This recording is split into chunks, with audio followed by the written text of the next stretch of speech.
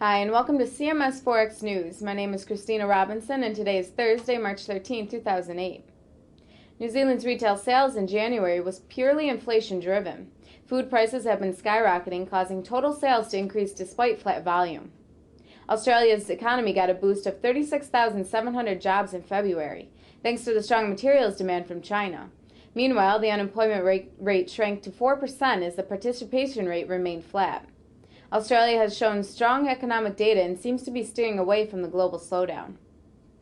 The negative 2% estimate of January's Japanese industrial production was revised lower to negative 2.2%.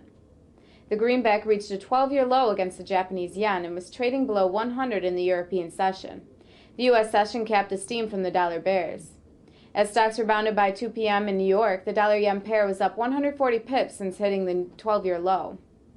The capacity utilization was less efficient in the fourth quarter of 2007. Firms are running at 81.8% of total capacity, down from third quarter's upwardly revised 83.4%. Economists were surprised by the 0.6% decline in U.S. retail sales for February. Auto sales dipped 1.9% and sales at the pump were down 1% despite surging oil prices. Excluding autos, sales still edged down negative 0.2%. It is clear that consumers are spending less as they anticipate rougher patches to come for the U.S. economy. The weak employment data last week was a reality check for those that believe the U.S. can stave off a recession. This was another week of elevated jobless claims at 353,000. The greenback, already at a 12-year lows against the yen, nearing parity with the Swiss franc and hitting record lows against the euro on a daily basis, might have overextended its weakness in the short term. The poor fundamentals no longer have any shock value. Import prices rose a tame 0.2% in January. The Fed is hoping inflation can remain subdued as they are ensuing contractionary monetary policies. Business inventories grew faster than expected. With receding consumer spending, firms will more likely scale back their stockpiles.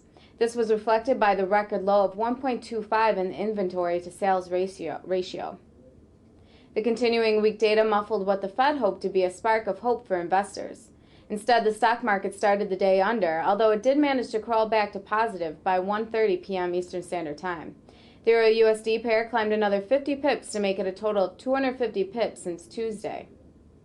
The Swiss National Bank held rates for the second session in a row after 2 years of rate hikes. Growth expectations have been scaled back. Inflation expectations have also reduced.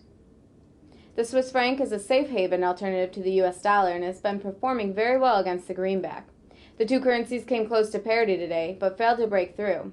It stopped at 1.0050 before the U.S. stock market snapped its decline. The Aussie yen pair followed the flow of the U.S. stock market today. Overnight, it dropped heavily, reflected by Dow Jones Industrial Average, almost 100-point drop to start the day. New York trading reversed the situation and risk appetite came back.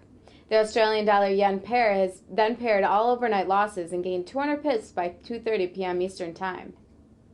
New Zealand reveals manufacturing sales data tonight. Overnight, Germany reveals inflation figures, and the Eurozone releases inflation and labor cost data. Tomorrow, Canada will release labor productivity figures. The U.S. will reveal inflation and its consumer confidence. And that's it for today in Forex. Join us again tomorrow right here at cmsfx.com.